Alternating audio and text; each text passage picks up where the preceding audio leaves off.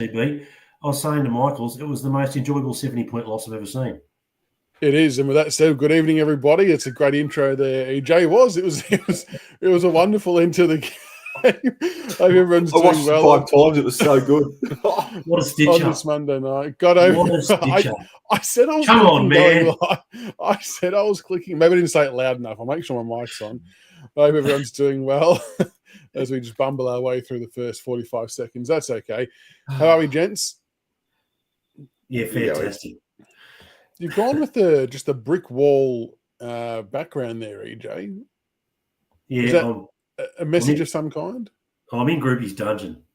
Right. Okay. Yeah. Yeah. And CB, how you doing, mate? You going well? Yeah, good. Thank you. Good. Just another Monday night, and yeah, here we go. Here we go. This way, I'd still rather be us than Melbourne or Fremantle right now, or Carlton, or Essendon, or Essendon. Yeah, scored 100 points and then conceded 162. I mean, we could possibly do that as well at some point, or whatever they conceded. But yeah, it wasn't pretty. Oh yeah, Grog got to the Sporting Club. Mate, I don't want to hear Fremantle supporters complain about anything after Monday sunk our hopes and dreams after the siren twice. So Freo, now you know how it feels. I hope you tasted it. I hope it tasted bitter. So yes, I was keeping an eye on Bolton to see if he would come to the party and help me out in Supercoach, but he didn't seem to do a hell of a lot. He almost got the end of a couple, but wasn't to be. Anyway, we'll get stuck into it. It's a relatively big agenda, or it could have just been rattling on in the chat with notes potentially, but we'll get stuck into it anyway. Put Adelaide up against actually, I'll do this first while we fill the room. It's the North Melbourne Death Ride chart. It's a weekly thing that we've got going, and it hasn't gone our way in the week just gone, unfortunately. Melbourne have really dudded us here. So Kangaroos still on the one loss. They're now up to 8th on the ladder, and our current draft pick of theirs is actually now pick 11 after they absolutely thumped Melbourne, which I thought was quite unexpected. I'm not sure about anybody else, but well done the North Melbourne getting the win. But yeah, not overly helpful for us to obtain a higher pick, but yes, hopefully that's reshaped itself and comes down a bit as the weeks go on. North were really, really good. They were red hot, weren't they? Yeah, and I don't know who Damien Crombie is, but how the hell he knows that I actually used to live in Mill Park has got me stuffed. Oh, okay, there we go. Because before I moved to Regional Vic, that's where the last place I lived. So. Anyway. Oh, Helena, she was going for North Melbourne until her sister reminded her of the Death Ride chart. Yeah, we can't forget the chart. We're all in this together. We've got to Death Ride the Kangaroos. All right, we'll get stuck into our game. Port Adelaide, unfortunately, did a bit of a number on us over the weekend. 21-14, 140, defeated Richmond 9-14, 68 by 72 points. Goal kickers, Seth Campbell 2, Harry Armstrong 2, K-Mac 1, Lawler 1, Fawcett 1, Blight 1, and Jacob Bauer 1. There's probably a lot of different things to take out of the game, gents, both good and bad. Probably feels like more bad than good, but we'll cover off both because it's only fair and reasonable to do so. My first point of concern that I want to get your thoughts on is this is now the second week in a row that we've conceded 6 goals in the first quarter, and then we actually went on to concede another 7 in the second quarter as Port really just blew the game apart. And we just seemed very pedestrian and very helpless in our efforts to stop it, which concerns me greatly. And look, we know that Port Adelaide were going to come out pretty hot and firing after their game against Collingwood, so we understand all that. But what goes wrong? Why can't we stop that 6-goal onslaught at the start 2 weeks in a row? We can't chase that down every week. It's just not feasible. Because we are slow in the guts. We're in quicksand in the middle. We're getting torched. Well, I sent you a message. Michael's going, it was a bold strategy not to play in midfield. So, you know. Yeah, no, you did send that. It wasn't good. And like everyone's touched on the various posts I've seen on social media and stuff like that it was unfortunately some of the senior players that were letting us down on that front. We just looked off the pace, didn't we, EJ? It felt like there was no defensive run or chase. Port were able to just pick their way through the middle of the ground. Like you would have seen countless 45-degree angle kicks into the corridor where they had 2 or 3 players just lined up ready to do whatever they wanted. And it was kind of frustrating to watch because it's just not the way we should get underway. And it kind of felt like there was no one really out there trying to change it either. Everyone was just rolling with the punches. Yeah, and when it comes to the thing that was noticeable, apart from that, if we won possession in the middle, fine, okay. If we didn't lose possession in the middle, it didn't seem like we were set up properly behind the ball. When we had the ball and we were attacking, if we turned it over, they just went straight back, as you say, through the middle every time. I thought, and we identified this in the practice games, and we thought maybe they were doing the slow game plan, in order to learn how to set up or whatever. To not be able to get a system in place on turnover is a bit of a concern. Yes, there's kids. Yes, we're learning and whatever. But as you said, the senior players in the middle let us down. And I actually think our defenders held up okay, given what was coming at them. It's more the setup in front of the defence than the defence itself. I thought Miller was all right. I thought Blight was all right. Floston tried his ass off. Trainer was okay again. I don't think we can put this on the defence. I think we put this on the system and on the midfield. I think that's a fair call. As I messaged you today, I'm with you on not blaming the defence. Because like all AFL teams do, CB, it's all about team defence. Very rarely are you actually isolating a back six and relying on them to do absolutely everything. It's all relying upon pressure up the ground and things like that. And there was just not really anything of that. And we kind of saw a bit of that in the Collingwood practice game and the Eagles practice game, as someone mentioned in the comments just before. How do you break the curve, though? Is it just like, to me, and maybe to a lot of people, it seemed like an effort thing, which annoyingly they can all give, right? You don't need to be the number 1 pick player or the 40th pick player. You can all do the same type of effort. The concern, well, 2 things. The Port Adelaide midfield's pretty quick and pretty darn handy. They've got some high-end talent in there. I think the alarming thing is it's our senior on ballers that are letting us down. They're the blokes that should be able to push back and know where to, know where to be, know where to go. So, again, I saw Bolton go into the midfield for Freo, and the first thing I thought when I was watching, I was going, shit, we could use that outside, that pace through there, I don't know. It's a structure thing. It's a coaching thing. But it's actually happened 4 games in a row now, 2 practice matches, 2 senior outings. They say you learn more from your losses than your wins. Well, because St Kilda was pretty darn good on Saturday night. So let's see what we learn. Hey? And with St Kilda, that was off the back of effort more than anything. Correct. 100%. Yeah, exactly right. And it's funny, isn't it? Because we obviously charged down a 6-goal lead, a 6-goal deficit the week before. But maybe our midfields are a bit more similar in terms of pace and the way they play, so we weren't actually found out in that sense. And we just maybe didn't realise it at the time. Well, keep in mind, though, too, we ran the game out. So yes. we didn't actually drop our heads and go into our shells. We actually ran the game. Yeah, probably Port Adelaide put the foot off the gas a bit, no doubt about it. But we still ran the game out. So it's not a fitness thing. I don't think it's a fitness thing.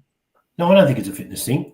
And look, yeah, you're right. Port definitely took their foot off the gas, but we definitely stuck at it in the second half. And the pleasing thing was that a lot of those players that came to the fore. I'm trying to make a serious point and I have to read that. A lot of the players that came to the fore in the second half were some of the kids. I just saw Damien Crombie. He's complaining as a political ad that crossed on his thing, and it was for the Teals. And I'm just wondering if it was an ad where they're stealing political signs. So just stealing. I thought they were trying to give away Port Adelaide. I thought they were trying to give away Port Adelaide memberships. Possibly. Adelaide actually, the guilty party with giving away memberships. They did a bit of a. This has gone way off topic, but they did a bit of a drive of collecting people's emails and data for Gather Round. And they pretty much signed them all up as members. So my sister is now apparently an Adelaide member, which is interesting. At least they helped the membership drive, unlike Carlton. Well, that's true. It may not count when the real numbers come out, though, I guess. Speaking on the midfield, one of the more interesting things that I found, obviously last week against the Blues, we had Camden McIntosh in there for 20 centre bounce attendances. I think it was 20 to 22. Did a job on Cripps. I know, as we say, Cripps still got his football, but he wasn't as damaging. And I think everyone thought that he was going to go and do that job again on whether it was Horn Francis or Rosie, someone like that. And then before you know it, halfway through the first quarter, Rosie's had about 12 touches and no one within an arm's length of him. And I don't really think that Camden was on Horn Francis either at any stage. But it turns out that McIntosh was only at 6 centre bounce attendances against the Port Adelaide in the Port Adelaide game, which I find a little bit strange given how well it worked last week. Can anyone have any logic behind as to why that may have happened? No. It's Sorry, like, I'm all out of logic. And so to JD's point, I can kind of understand if he had to switch after Banks went off, but that was a bit later in the game. So at the start, I mean, yeah, someone had to be on Rosie. The guy got 39 touches and was unbelievably good. I just don't know why we didn't go back to tagging someone. It seemed a little bit bizarre, to be honest. I think EJ was actually performing better when he had the headband on last week. I'm just saying. And that's not a knock on K-Mac, by the way. He's obviously just following instruction from wherever it is. Yeah. But better. There we go. Kmart are apparently selling these headbands. They're just black headbands. So $2.50. Everyone get one for his 200th game, I reckon. Make sure we all load up on some headbands. I did like his yellow headband. I like the fact he's actually matching. No, that's a league rule. That is a league rule. It has to be with the colours of the uniform, Ash. They talked about it during the telecast. Oh. So when we wear the yellow jumper, he'll have the yellow headband. And when we wear the black jumper, he'll have the black headband. Well, he's back in the yellow this weekend then because it's a away game. There you go. Yeah. It's elite. To this comment from RFC Senator, I kind of agree that if Camden's not in the middle tagging, there's not really a reason for him to be in there otherwise. Like he would rather, if he's not going to tag and sit on the best opposition mid, you'd rather someone like Lawler in there getting the experience. But the tagging role is definitely justified and very much important. We just didn't do it for some bizarre reason. And I don't want to say it cost us the game, but it definitely didn't help when Rosie's just doing whatever he wanted. Yeah. Tim Taranto, I don't want to look. I think we have to. I'll go CB. Now you go Tim Taranto, then I want first dibs at this one, please. All right, and this isn't a tee off at Tim Taranto thing, but it is what it is. At halftime, he had about 3 or 4 touches, EJ, which is very un-Tim Taranto-like, and I've got every confidence in the world he'll bounce back next week. But there was just a lot left to be desired from not just him, but a lot of our experienced players, that when you take the field with such a young team, you kind of need them to lead the way and lead by example. And it was just a little bit lackluster. And there was probably for about 2.5 quarters, I felt like we had one midfielder in there. I felt like Hopper was almost on his own. Taranto and the one that CB is going to mention probably weren't firing a shot. So, I don't know who CB is going to mention. So now I'm just going to say this as a holistic thing, right? If we're going to get belted by 70 points, and I'm okay with things because we're playing kids and we're learning and developing, but we can't. I don't give a shit if you're on a 5-year contract and you're on your 800,000 a year, whatever it is. But they get a leave pass this week. But if I see some of our leaders again have poor games 2 weeks in a row, then sorry, if we've drafted all this talent in and we've got McAuliffe in the wings, and again, Sonsie played his best game. Guess where he played his best game on the weekend? What position was it? Someone educate me. Inside mid. Inside mid. Racks up 32, kicks a 50-metre goal. We keep playing this kid out of position. So all I'm saying is there's kids, McAuliffe, Sonsie, there are kids in the reserves now. You got to earn your keep now. No longer just because you're a senior guy, what have you. Stiff shit. If you're not getting a touch in the seniors, go get some touches in the resis and come back. It's just got to start happening, and that's just my point. So Taranto's been a fantastic acquisition for us overall, no doubt about it. And one sparrow doesn't make a summer. So obviously I'm not saying drop Taranto, but if there's a pattern of these guys not working back or doing team things as well, so it's not just about disposals. Yeah, but if they're not doing other team things, then maybe they need to go have a spell and relearn and get re-educated. So that's just my take on it. And Bendigo Gold, it's not a bad question. I'm not entirely sure if Taranto was tagged, but even if he was, to CB's point, when he doesn't have the ball, or not just Taranto, but anybody, when they don't have the ball, they can still chase back, they can still push back hard and defend and make it difficult for the opposition. And those guys just weren't doing it. And that's what made the defense look like idiots, and it wasn't really their fault. They were just under the pump in a massive way. So maybe Taranto was tagged, but even if he was, I'm sure it wasn't the first or last time he'll be tagged. And I highly doubt he's ever had 3 or 4 disposals to halftime in any other game in his life. So I'm tipping it was just a blip on the radar and it won't happen again. It was just frustrating to see because it was not just him, it was as a collective effort from the experienced guys that let us down, EJ, I think. It just kind of made it feel worse. Yeah, because as Uze said after the game, we're going to have, it's going to be a roller coaster. We're going to have our ups and downs. It's up to the senior players to make sure that the downs aren't really down. That's what they're there for, because the form fluctuation is going to come from the kids. We need is a good, consistent, even standard from the senior players, and the kids build around that. So that's why it was so disappointing, particularly in the first half. And I saw a thing on the side there from someone saying, "Is Taranto committed to Richmond?" Yes, he is. Yeah. Let's not throw, as CB said, let's not throw it all out straight away. We know Taranto's committed to Richmond.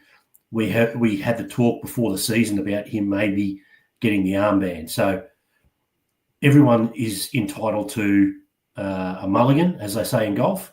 Yep. But let's just not have it happen again. And on the I report, thank you. Yes. Thank you. Harley Jr. is a test, and so is our boy Smiley. So could have a couple of handy ins into the reserves this week as well. Simon Wallace seems to think that Smiley will be playing at some level this weekend. And Simon Wallace is normally pretty good on stuff like that. So that's exciting. I will say on the senior players or the mid-range players, I actually really feel for Ross because he's followed up his best game for the club with a dead set stinker. Like he was as poor as anyone in the middle, and I really felt for him because he was so good last week. So, yeah, I just hope he has 18 or 20.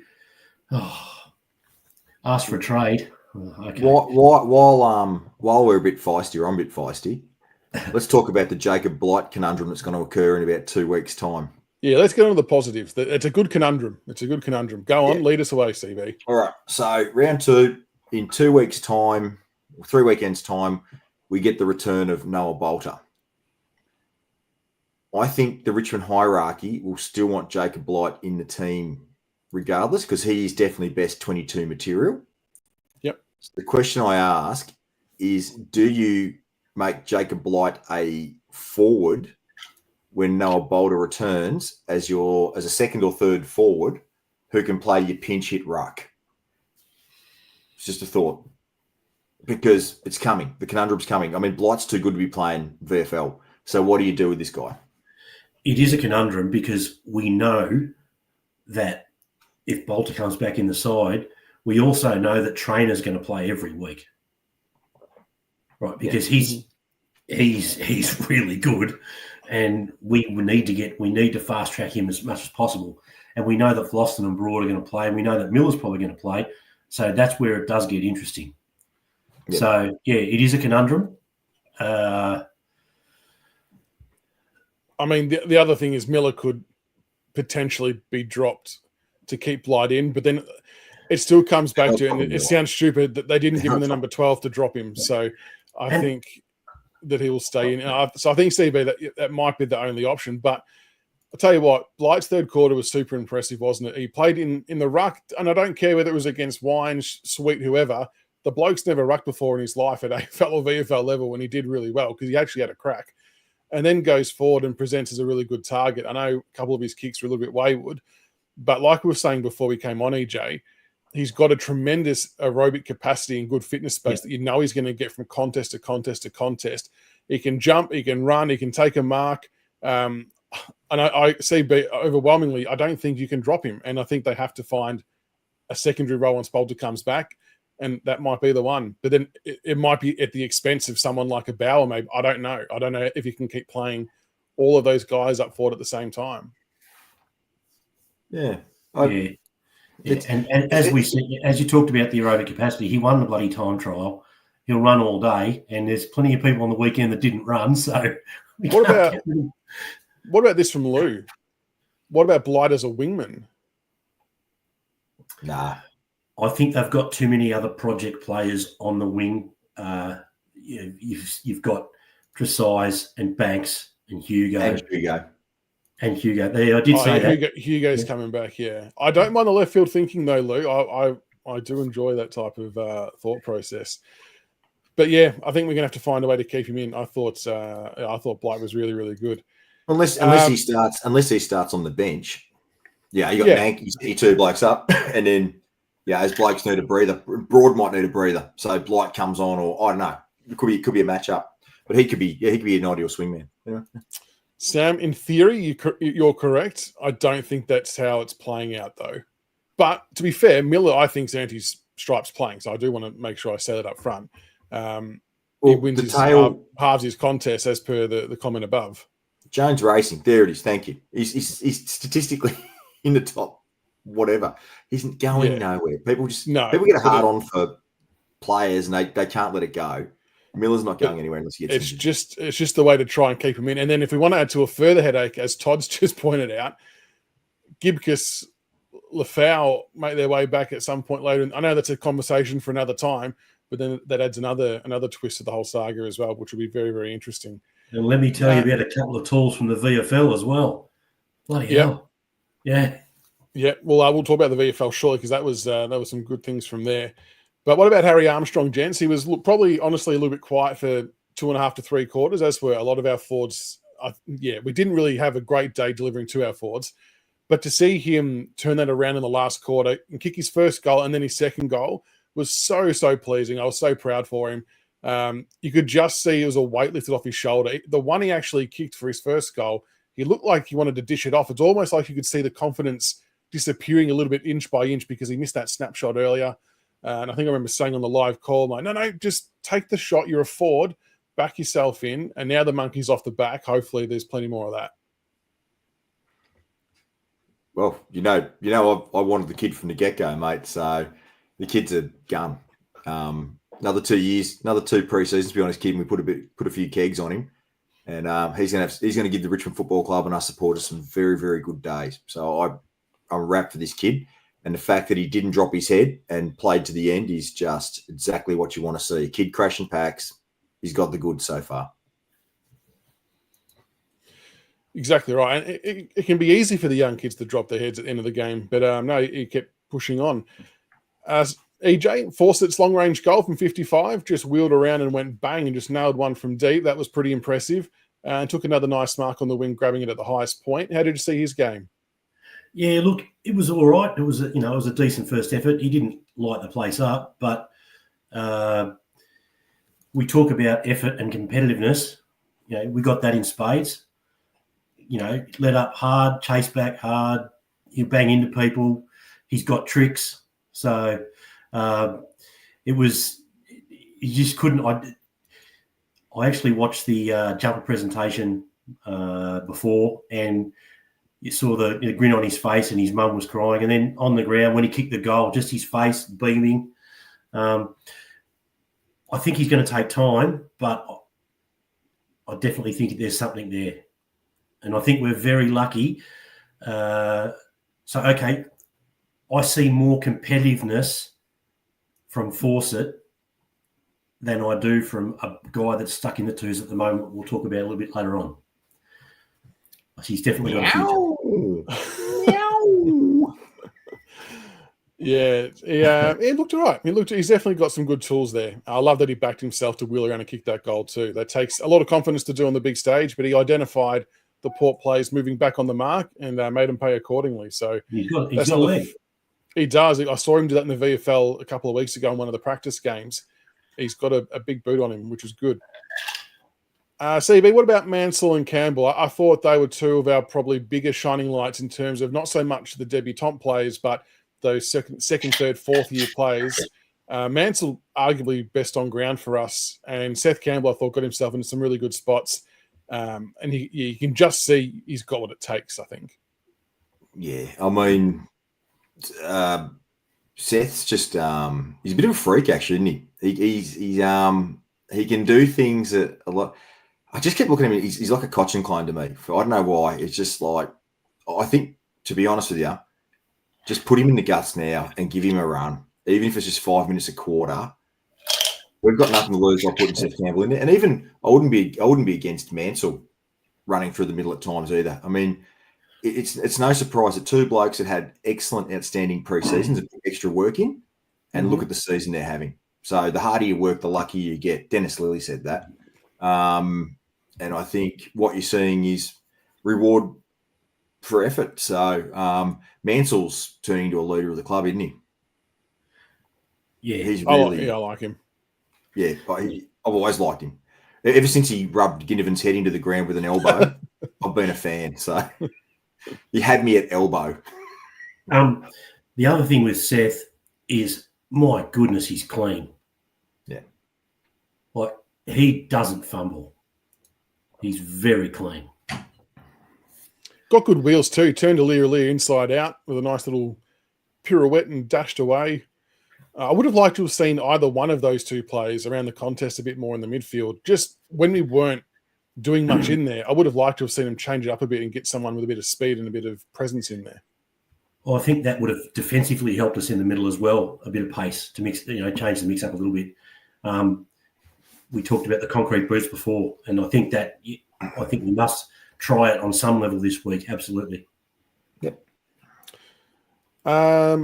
Rocco, I was actually the other way. I actually thought Green wasn't so bad. I thought he got the ball and sort of thought his way through a couple of different bits of traffic and got the ball moving forward for us a couple of times. I thought he wasn't too bad, but everyone's allowed to have a view, so that's fair enough. What else we got here? Sammy Lawler, nice 55-metre goal. That was an effortless kick. Just the timing of it was unbelievably good. But look, didn't get his hands on the footy as much as he probably would have liked compared to the week before. But that's just how it is at AFL level as a young player. You're going to cop some games where you don't get as much of the footy.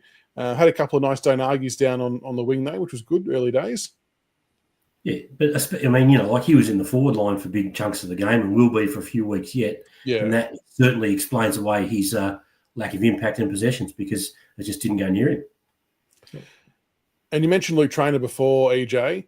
What did you make of his game? And I want to get everyone's view on this. So Harry Armstrong's second goal, when he marked it in the goal square, I'm 98% sure Luke Traynor was having a shot and he just didn't make the distance and Harry Armstrong happened to be there. You're probably right. I'm giving it to Harry.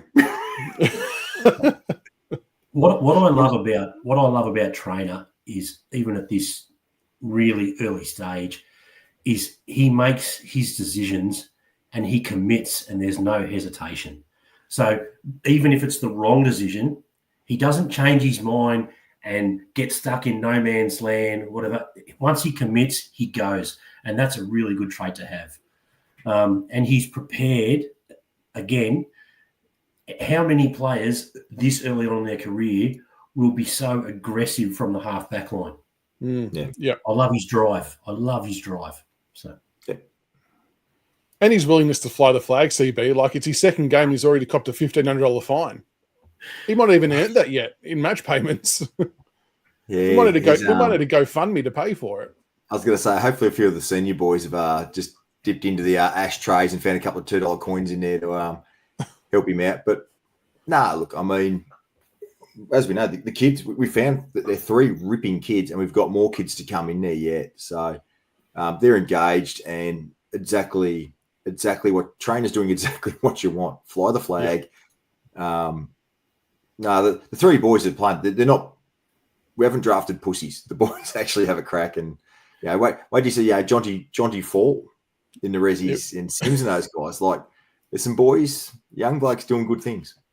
Yeah. Can I ask a quick question? And I'm not being smart here. I'm asking a genuine question. How does the instigator of a melee or whatever you say, how do they get the same fine as everyone else? Why isn't theirs bigger for being the one that starts it? I actually don't know. That's a good question. Because if that dog doesn't do what he does, there's no melee. Yeah, that's fair call. I'm not actually sure. What's a fair and reasonable question, though? How does Patrick Dangerfield get to elbow a bloke in the face and get nothing for it, and Tom Lynch can bump a bloke and get there was nothing in that. It hit the arm and glanced up. God, we're precious. Yeah. You back were to Harry. For 2 days. Back to Harry Armstrong quickly. Corey, this is a great point, and a few other people have mentioned it as well. How good was the body work that Armstrong put on was a Bergman in the goal square? Just absolutely ragdolled him. And at the time, I actually felt like he was holding back a bit, like he didn't want to give away the free kick. But he's a strong man, a strong boy in a man's body. 2 pre-seasons, mate. Just give him 2. He's gonna be huge. Just super impressive. All right, well, that is enough about that game. We'll push on to the VFL game, which we played the other day. Richmond 13-10-88 defeated Coburg 11-9-75 in our round 1 hit-out, which was good to see. Goal kicker Samson Ryan kicked 3, Sims 2, Razo 2, who could be a mid-season wildcard. Johnson, another mid-season wildcard, kicked 2. Watchers passed both up like Davidson. Anyway, Sonsie got 1, McAuliffe got 1, Garner got 1, and Alga got 1. The big story is, though, that Tyler Sonsie led the way with 34 disposals, 2 marks, 1 tackle, 10 clearances, and a goal. And as CB said before, playing from the centre square. In Kane McAuliffe, 29 disposals, 6 marks, 5 tackles, 5 clearances, and a beautiful 2-bounce running goal, EJ, which must have had you up and about. Yeah, it did. It did. Look, if I was going to put someone in the... Okay, this is all predicated on one person coming into the scene, right? If only one of them can come into the... So Banks out? So if just it's only Banks out? Yes, because Banks is out, concussion, correct, right? So if they only made one change, they'll probably make more. But if they made one... We'll have to make 2 because Tom Lynch is coming in. So yeah, they're not coming in for Tom Lynch. Don't be a dick, right? At half-time, I probably would have given the nod to McAuliffe because I thought his work was neater and he had a few tricks. But over the full 4 quarters, McAuliffe, I think he needs 1 or 2 more weeks if they're only going to bring 1 in. If they bring 2 in, play him as a sub. But if they're only bringing 1 in, he ran out of gas and quite badly. Whereas Sonsie, full 4-quarter effort. I do have my one knock on him, but on the strength of what was served up this week in the first, he has to play. He has to play in the middle. He deserves his shot, and I hope he absolutely kills it because from a skills perspective, he improves our side out of sight in the middle because he is highly skilled.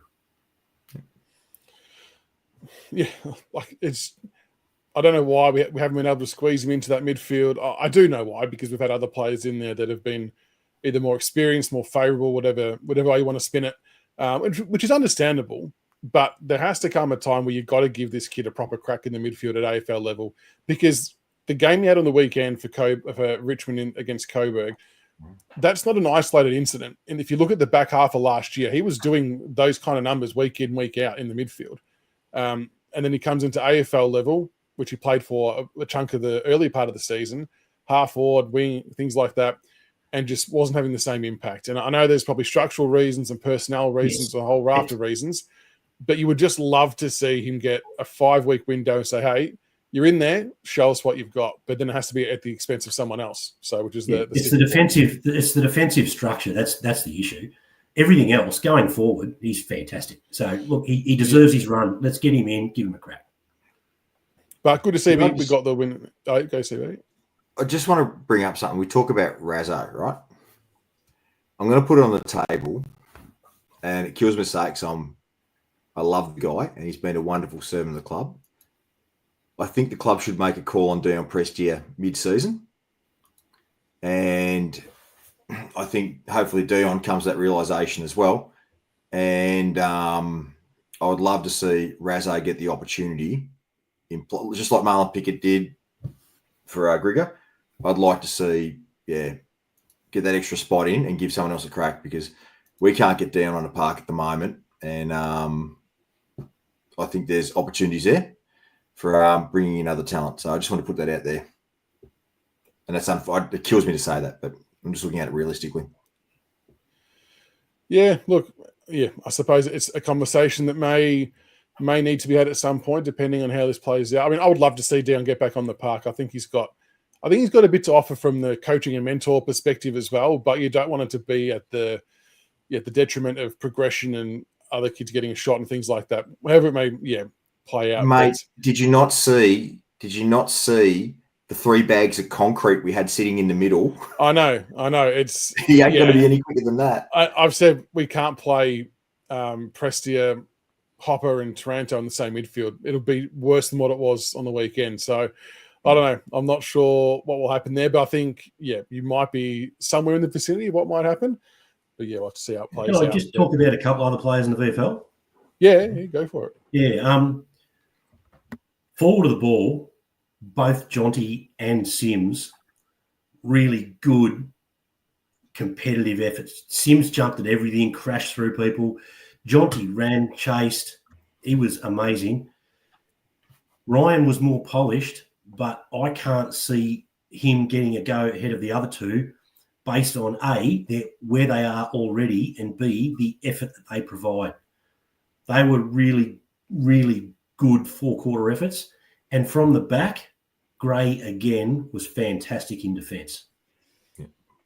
I heard he was struggling a little bit early, but then worked his way into the game nicely and really come good. So that's good to hear from his perspective. And I love hearing Jonty Fall doing good things. And Jasper Elgar, from what I read and saw, was doing some nice stuff as well. And depending on, I was kind of half expecting to see Mansell on the eye report.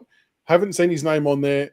I don't know if his shoulder's fine, if he's having scans or what the go is, but I was thinking that Elgar could have been a replacement for Mansell if that didn't come up. But maybe Mansell's fine.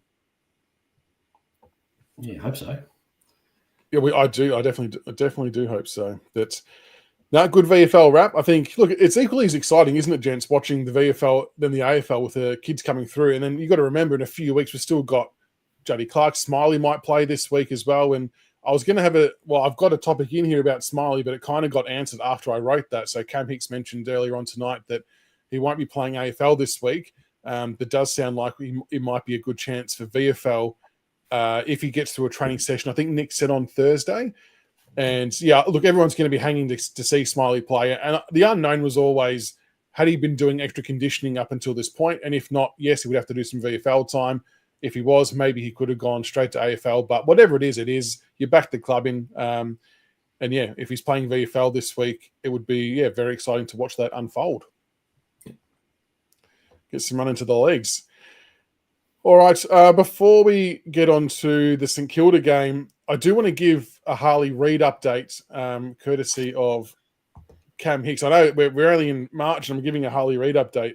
Sorry, I'm referring to my phone here because I don't think I wrote everything down that I should have written down. Where are we? I want to go back to this one. Cool. So we obviously mentioned a little while ago that Richmond and as every other club will be, so I don't want this to seem like it's exclusively Richmond related, because 17 other clubs will ask Harley Reid a question until he puts pen to paper for West Coast. But I don't know, the more you see things play out, the more you think maybe he won't. But anyway, be that as it may, as early as today, a source from Cam Hicks. Now, I want to give context around the source, and I asked Cam some specific questions on this because I think it's important to give a bit of validation behind where people hear things, like with Tiggs as well. So this particular person had flagged with Cam that Sam Lawler and Jonty Ford would end up at Richmond back in May, so well before the draft. Hotton as well. He advised that Houston was coming back to Victoria back in April. He had mentioned that Peatling met with Richmond, which wasn't publicly known until Cam got told, which he then tweeted, which was a long way down the track, and mentioned about Bolton was wanting to request a trade back home at the start of 2024. So he's got some serious runs on the board in terms of knowing and hearing things, this particular source. So you take it for whatever it is. We're not saying you all have to believe it, but we're just going to pass on what we hear because we think it's of interest to the Richmond faithful. But the crux of it is that Richmond are definitely in the market for Harley Reid and are willing to do so this year if the opportunity arises. we've obviously got a shitload of cash available, as we all know, and we'd be planning on doing it as a back-ended contract offer. I don't fully understand how all that side of it works and the rationale behind it. What I do know is that Blair Hartley is a genius with this shit, and whatever he decides to do is done with good reason and will probably be the best thing for the club. So I'll back them in on that front. In terms of the capital, we tick a lot of boxes there for West Coast, and West Coast supporters have said the same thing. But our ideal outcome would be to split the pick, so not to do both picks this year. You do maybe one this year, one from next year, or 2027, because you can trade up to 2 years in advance now. So that's another important factor as well. But we would like to keep one for this year naturally. You'd be crazy not to. And I suppose Richmond wanting to pair Reed and Lawler because they view it as a generational caliber midfield, which makes complete sense. So, look, he's still on the table as a name, and just because you don't hear us linked to Harley Reed in the media doesn't mean it's not happening, and doesn't mean the media aren't aware of it, because it sounds like they're starting to get across it bit by bit. I suppose the interesting part, gents, is the Harley Reed we've seen in round 1 and 2 would not be the Harley Reed you want to acquire if you're parting away with 2 first-round picks. But is it a case of he's just had enough, wants to come home? Is there more to it? Like, there's so many unknowns in that space. But yeah, just interesting to hear that Harley Reed update that, you know, we're up to it in our eyeballs. And I'd be disappointed if we weren't, to be honest. A player like that, you'd be annoyed if we weren't trying to have a crack at this. Looks like he's been with Relton Roberts in the off-season. Relton Roberts, cheers, a plus from the past. Jesus Christ. He's not as fit as what he was last year, I don't think. And obviously the attitude is a bit ordinary at the moment. And I think I said to you guys in the chat before, if we are interested, I'm hoping it's just a case of he's got a case of the Horn Francis and he's a young bloke just throwing the toys out of the cot because he knows he's coming home. Now, I've seen a few people mention Ed Richards. I'm well and truly all on board for Ed Richards. And you know what? The beauty is that we could still do that as well, because he would be a free agent if we wanted to. And again, we would have the money to do so, especially if it's going to be a back-ended potential deal for someone like a Harley Reed. Then you could still pay someone like an Ed Richards the money up front. Now, I know that some people will think that the Ed Richards one doesn't make sense because of the timelines with his age versus where our list is at, and I don't necessarily disagree. But what he does do is he feels a bloody big need for us, and that's pace in and around the ball, which I think, based on what we mentioned before, gents, about cement shoes in the midfield, would only be a good thing to have. So I'm funny on this one. If they're demanding, say, 3 first-rounders, I'd just say forget it. Because I look at the crop we got this year with our first round picks and you go, would you rather one player? And we understand possibly a generational talent.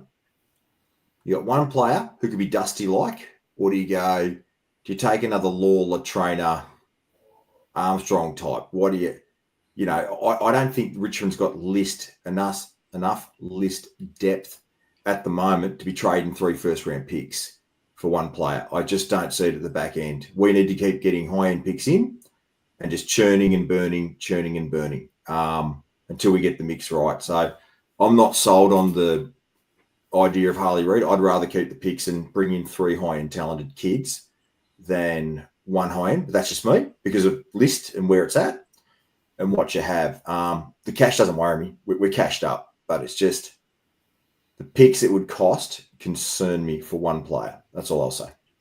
Yep. It's a fair call, and I think any club who is going to go into a negotiation with West Coast will have the same type of thought, CB. So that's going to be one of the things that does divide people the longer this drags on, and if it starts becoming a chance, whether it's us, whether it's Essendon, whoever it might be, that whoever it is will have to give away quite a bit to make it happen. But if we were to entertain it, I would be absolutely making sure we keep one of the picks from this year. Like my dream scenario would be to get Fred Rodriguez and Harley Reed in the one-off season via trade and draft. Then maybe throw in an Ed Richards as well if you have to. But if you can get, Rodriguez and Reed, I think that would be a good off-season if it was at all possible without causing too much damage. I think look at the Messiah complex.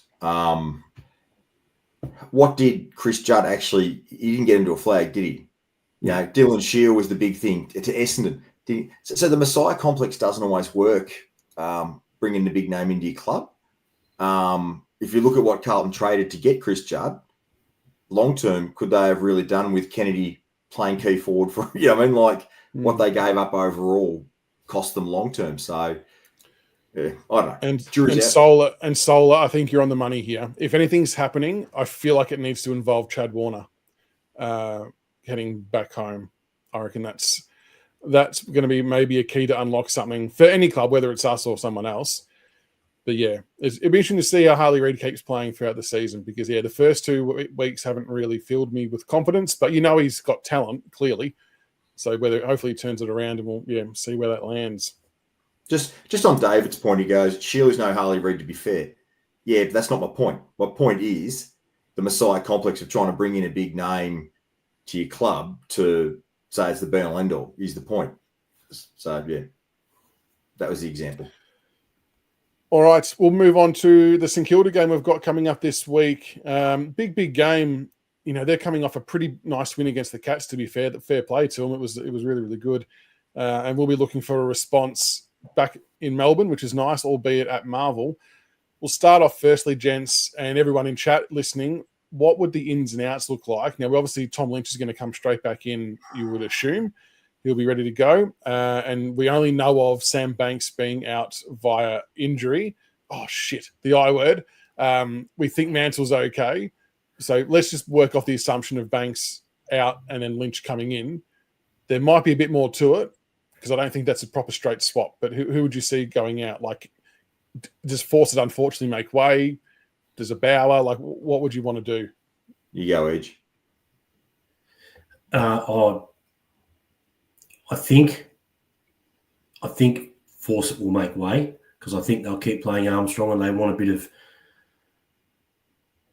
of experience with Bauer, and with Banks going out, Sonsie comes in.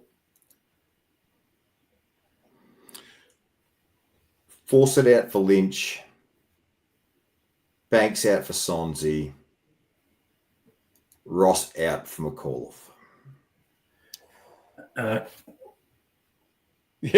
Joe, yeah. I think after playing his best game for the club 2 games ago, you've got to give him another go. I think maybe you take the sub, Caleb Smith out, give him a full game in the VFL if you're going to bring McAuliffe in as well. Yeah, good call. Sorry, yeah. But McAuliffe has to come in, so one of those guys with Smith coming out. And because his tank isn't fantastic, maybe you start McAuliffe as a sub. Yeah, maybe. I think it's a good call. I don't think Caleb Smith did a lot wrong. I actually didn't mind some of the passes and things he made, but it's sort of like the Sonsie one from the week before, isn't it? Didn't play a full game, so then is it going to be more beneficial to go and play another full game? And then at the end of the day, you can't deny the form of McAuliffe and Sonsie in that game to not play him. I think it would send a worse message if we didn't bring them in than not bring them in. Would that be a fair call? Yeah. We want to pick on form, and they've shown form, they come in. Yep. So we're saying Fawcett, unfortunately, he didn't do a lot wrong, but it's just that Lynch is Lynch. And I think he will understand that as well. Banks out for Sonsie, and then Caleb Smith out for McAuliffe. And then who would you have as sub then? McAuliffe. And I don't like that. I understand it, but I don't like it. He's not so many games. He's not debuting, and his issue on the weekend was he ran out of gas. His skills were good, but he ran out of gas. And with Sonsie coming in, as an RFC will love me saying this, we need to play Sonsie in the guts. Banks is out injured, so put K-Mac on the wing. Yeah. That makes sense. K-Mac back out to wing. Yeah. Back out to the wing. Sense. So you wouldn't want Camden to sit on a St Kilda midfielder? No, you need Camden to sit on I had his name, you just made me forget it. Mason Wood? No. Who's the Indigenous guy that plays in the wing and cuts us apart every time we play him? Hill? Messiah Wangani Malera? No, Hill. Oh, Hill. Brad Hill? I don't think he's cut us up. Actually, that'd work because Hill goes to water under any pressure. Bingo. Yeah. I'd target Hill on their wing, to be honest. Their outside run. I don't mind the Wangani Malera one personally. Yeah. He's a jet. That's the area of concern for me with St Kilda is their drive off half back with Sinclair and Wangani Malera. They can really set up a lot of attacks, and Wood's been playing really well as well. Fucking Ace just come up with a random thought, Lynch into twos. That is pretty random, bro. I appreciate the left fieldness. We can't afford to do it. I just don't think we can afford to do it. Let's just drop Nank as well and give Samson Ryan a crack. Now, how are we going to? How much? How much is Lynch going to help straighten us up? Because we can't afford to have intercept marking happen with like Wilkie and the like down back. Are we any chance of being able to keep them accountable down back to give ourselves half a chance to try and crumb a goal? Yes. So we are. Am I right? Am I right again thinking the real struggle is again going to be how we cope in the midfield? Yep. Yes. Yep. And Rowan Marshall is no slouch, by the way. He's a very, very good ruckman. He's a very good ruckman. And like Nank, he works really hard both ways. Like he is as good a match for Nank as covering the ground as anyone. He's fantastic. Stop it. What's wrong with you people? I like that, Travis. I like that. Out Banks in Reed. Just get him in on loan. I didn't think the mid-season draft was already being given the ticket of approval. NRL model's in. He's in. I'm all for it. So how are we going to go about beating the Saints? They're coming off. They're going to have a lot of confidence. We obviously don't particularly like the old Richmond. Maybe didn't like Marvel. How are we going to overturn this? What are the senior players have to do? Like one of the big differentials last week was the uncontested game. Now a lot of teams are going to have seen what Port did to us and try and replicate it. I think there was a differential of about 170 uncontested possessions, and we only laid 39 tackles, which I feel is a little bit unacceptable. So what type of response are we looking for, and what do we need to do different? More importantly, to stop that 6-goal onslaught in the first quarter. So I just want to put a question out there. Did anybody else watch the St Kilda Cats game and think that Mason Wood and St Kilda actually played their Richmond game 1 week early? All the shit they did on Saturday night was what they normally say for us at Marvel, and I'm like, they've got it out of their system 1 week early. This is good. This is good. I did think it earlier, had they? But yeah. No, they play Marvel really well. I think that's now 4 or 5 times in a row they've beaten the Cats at Marvel. They play the dump really well, which is a concern for us. But how do we stop their midfield getting their hands on the pill? Yeah. Like we just can't be giving up 6-goal leads at quarter time again. It's not sustainable. So do you try and lock it up early? I don't know. That might be a shit way to go about it, but we've got to try and do something a little bit different. And a few people have put in, and I was doing this on the live show as well, man on man. Like at what point do you go to man on man instead of the zone defending? Do you think there's any viable options doing that? I think in this day and age, man on man will get torn apart quickly and leave bigger holes than a zone that's broken up. Especially if they've got the concrete boots on. Yeah, well, yeah. Definitely can't afford to have the concrete boots on. Any other key matchups you're looking forward to for the St Kilda game? The Nank versus Marshall one is actually going to be really enthralling, to be honest. 2 like genuine heavyweight, just big bastards going at it. It's going to be fascinating. I'll give you one. Who goes on Sinclair? Mansell or Seth? Because he's one of their main distributors off the half-back line. Mansell. He's more accountable. Have we categorically heard that Mansell's shoulder's okay? I've not seen anything one way or another. No, he wasn't on the report. Yeah, I'm hoping it is. But yeah, I would agree with you, EJ. What about Wangani Malira? Do you have someone go head-to-head with him? He's a silky player. Well, we can't man up 22 You can't players. do to everybody. Yeah. Fair call. Yeah. Okay, so if that's the question, who's more important to man up on, Sinclair or Wangani Malira? That's probably your more important question, is which one of the two are you going to lock down? Sinclair, for me. Yeah. Go head-to-head with Wangani Malira. Yeah, they've got McRae as well now. Yeah, I'm really looking forward to watching Wilkie on Lynch because I really rate him. So Well, Limp's got a big role to play this week, so hopefully he can hit the ground running and get us right back into it. But that is a wrap for the St Kilda game. It is now time for... Come on, man. Come on, man. Oh, PJ. I tell you, there is a literal Melbourne Cup field of nominations this week. I could have gone with everything. First of all, this is something I picked up when I looked at the ladder this morning. We've played 2 rounds of AFL, haven't we? Just 2, yeah. Yep. We've got 3. We've got 3 teams that have played 3 games, and Gold Coast have only played 1.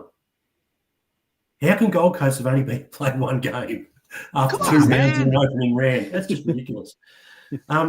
Collingwood Football Club media department.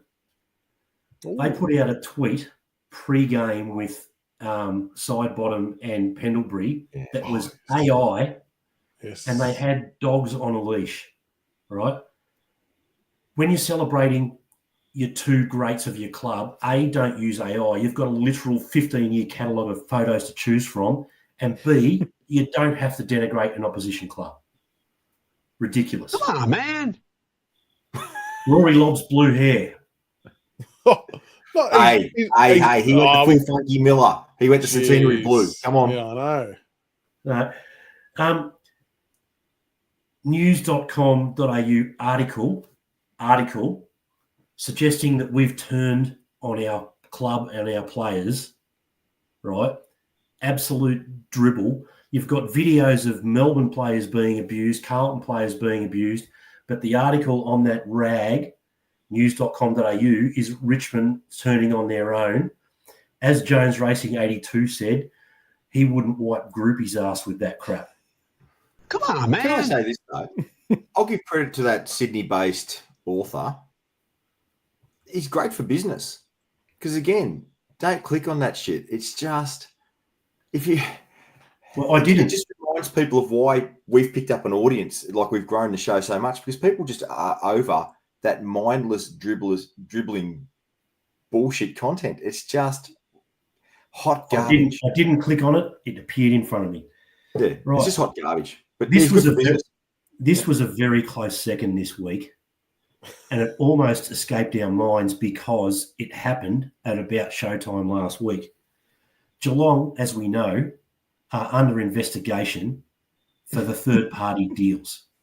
Now, imagine if you worked for 6.5 years at the Geelong Football Club as the chief operating officer. Then Gary Hocking or Stephen Hocking said, you're not going to be the next CEO. So you cut and run to AFL House, and now you're the person in charge investigating the club for financial dealings where you were the chief operating officer. What the is going on with that? And why is that not a national shitstorm? Yeah, correct. Come on, man. It is. Under the carpet, mate. It is swept. But clearly, and I almost didn't go with this, and this RFC Centre put it up, and I went, no, I'm not going to get personal because it's... But then I had to think about it.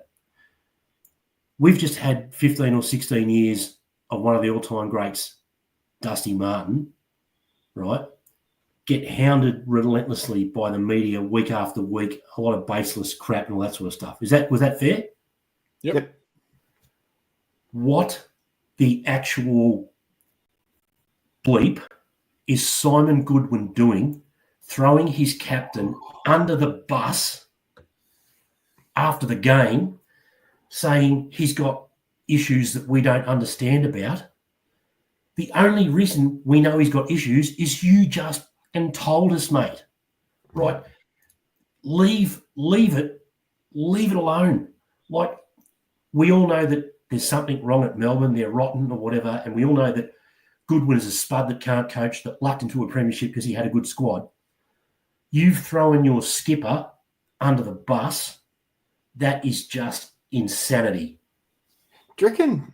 Come on, does man. Petrarch look engaged to you, or does he just look cooked because of his injuries? Oh, he was all right. Yeah. On a losing side, he's just had the cement shoes. He'll be fine.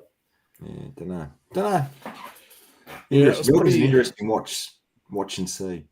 Pretty piss poor from Goodwin. So I actually think he's lucky to only be at 3. But actually, I'm looking at the list now, and it probably should be above John Ralph. Geelong We can cover amend up for the afterwards. under two. We can amend afterwards and put him in Yeah. at 2. It was absolutely disgraceful. Yeah. Yeah. Agree.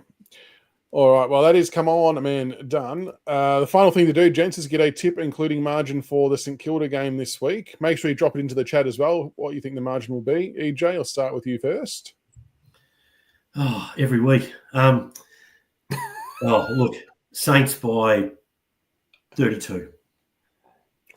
CB?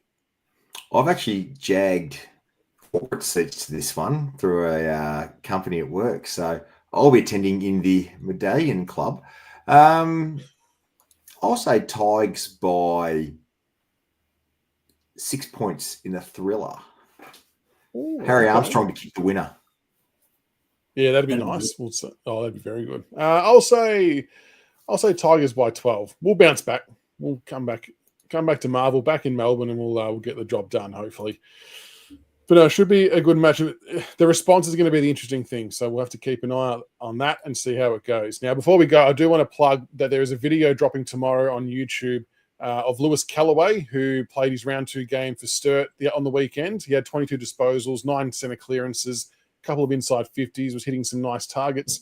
So make sure you check that out on the YouTube. I think it's going live about 9:30 if you want to keep an eye out for a father-son prospect coming through the ranks in South Australia. Keep an eye on that. And we'll be doing a show on Friday. This will be a pre-recorded one, but it's with Jake from St TV. We're going to be doing, taking a preview look at the game on Friday during the day. So I'll post it probably somewhere in the afternoon or the evening. So we'll, get that done as well. Yeah, had your hand up, EJ? Yeah, we won the free kick count. I thought I'd mention that. That's a good call. Is that 2 weeks in a row? Did we win the first week as well? I don't think we did in the first I one. think we did. It was close though, wasn't it? It wasn't. Yeah, It wasn't lopsided. Yeah. So this is positive. That's a signs. positive. Yeah. It's the headband. Maybe it's K-Max headband. It's changing things. It's got special powers. But that is a wrap for tonight. Thank you for joining me tonight, gents. Much appreciated. Thank you to everybody in chat for joining in. Make sure you like and subscribe on YouTube, on Twitter, on Facebook, all the different platforms we're on. Stubby Holder should be here soon. Thanks to everybody who sent through some more requests and orders the other day. I'll get around to sorting all that out. The football should be here soon as well. So it's all happening. But we will be back on Monday with another live show. And tomorrow night we're about to end this show. Then we're going to record our votes for the week, and we'll publish that for tomorrow as well. So keep an eye out for our best on ground votes tomorrow on YouTube as well. Have a good night, folks, and we'll catch you on Monday. Go Tigers. Go Tigers. Go Tigers.